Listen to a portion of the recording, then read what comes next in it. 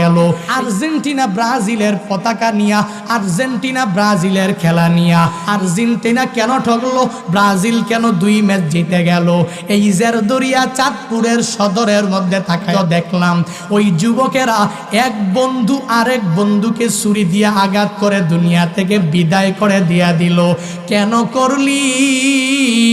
একটু কি আমার মাওলার প্রতি শুকরিয়া তুই করতে পারস নাই?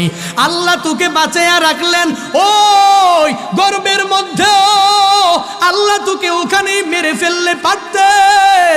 দুনিয়াতে আসার পরেও তোর মা তোকে 2টি বছর দুগ্ধ পান না করাইলেও পারতেন, কিন্তু ওইটা করে নাই। আল্লাহ তোকে মায়া করে করে বাঁচাইয়া রাখলেন। এখন দুনিয়াতে একটু বড় হইয়া মায়ের কথাও একটু তুই চিন্তা করলি না, ওই বাবার কথাটাও তুই চিন্তা করতে পারলি না। যেই যুবকেরা এক যুবক আর এক যুবকে মারামারি লেগে একজনে আর একজনের আর্জেন্টিনা ব্রাজিলের পতাকা নিয়া, আর্জেন্টিনা ব্রাজিলের খেলা নিয়া নিজেরা মারামারি করে মরে গেল। আর্জেন্টিনার ক্ষতি হবে না, ব্রাজিলের ক্ষতিও হবে না, ওই কাতারেরও কোনো ক্ষতি হবে না, কোনো প্লেয়ারেরও কোনো ক্ষতি হবে না, বরং সারাটা জীবন ওই মাই তোমার জন্য চোখের পানি ফালাবে, ঠিক কিনা?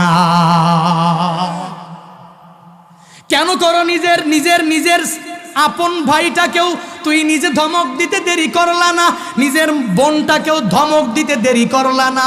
ওই মায়ের সাথেও খারাপ আচরণ করো, ওই বাবার সাথে কেন তুমি খারাপ আচরণ করো? কোথায় খেলা, কোথায় কি? বলে হুজুর যার সাপোর্ট করি আর কিছু করি না, কিন্তু পাগলামি করো কেন?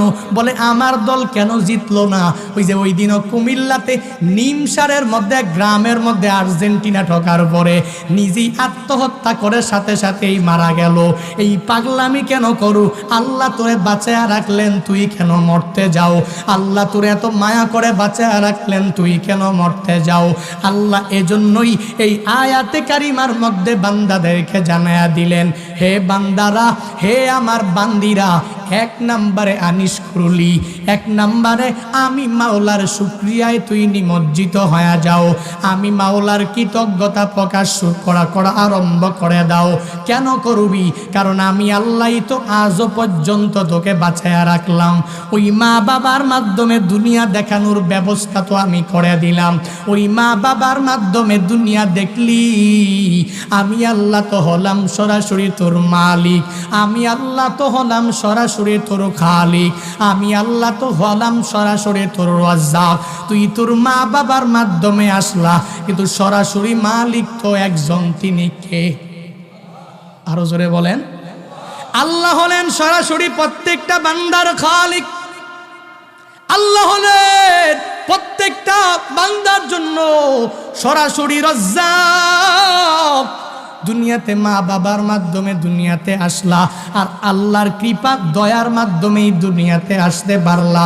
এজন্য আল্লাহ বলেন 1 নম্বরে আমি মাওলার শুকরিয়ায় তুই নিমজ্জিত হয়ে যাও, আর 2 নম্বরে যেই মা বাবার মাধ্যমেই দুনিয়াতে আসতে পারলা ওই মা বাবার সাথে ভালো আচরণ করু, ওই মা বাবার সাথে খারাপ আচরণ করবি না, ওই মা বাবার সাথে কশ্চিনকালে অন্যায় আচরণ করবি না।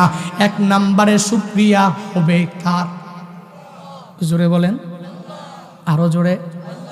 2 নম্বরে শুকরিয়া হবে মা বাবার। কথা কার? আল্লাহ বলেন আনিস কুরুলি। 2 নম্বরে ওয়ালি ওয়ালিদাই। 1 নম্বরে আমি মাওলার শুকরিয়ায় নিমজ্জিত হয়ে যাও, 2 নম্বরে ওই মা বাবার শুকরিয়ায় তুই নিমজ্জিত হয়ে যাও। কেমনে হইবা? বলে মা বাবার থেকে দোয়া নেওয়ার মাধ্যমেই হইবা। ওই মা বাবার অসন্তুষ্ট মন নিয়া না, ওই মা বাবার থেকে বদদুয়া নিয়া তুই চলবি না।